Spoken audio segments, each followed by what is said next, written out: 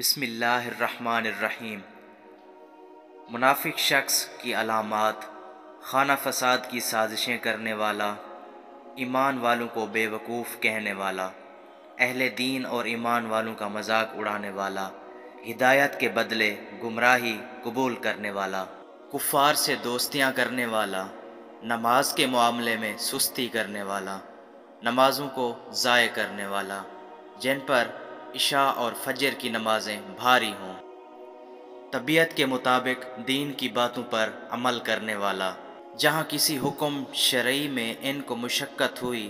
تو یہ اس سے دور بھاگ جانے والا،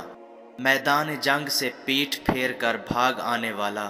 اسلام کو کمزور کرنے کی سازشیں کرنے والا، لوگوں کو دین سے متنفر کرنے کے لیے احکام شریعت میں طرح طرح کے شکوک و شبہات پیدا کرنے والا،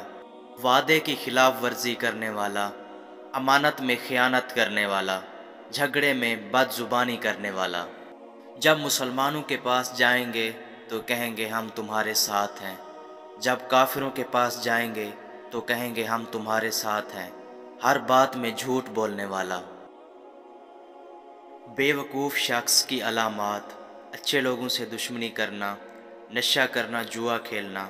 کسی کے کام میں ٹانگ اڑانا، چاپلوسی کرنا، جلدی غصہ کرنا، فریب کاری کرنا، بے حیائی کرنا، تکبر اور خود پسندی کرنا،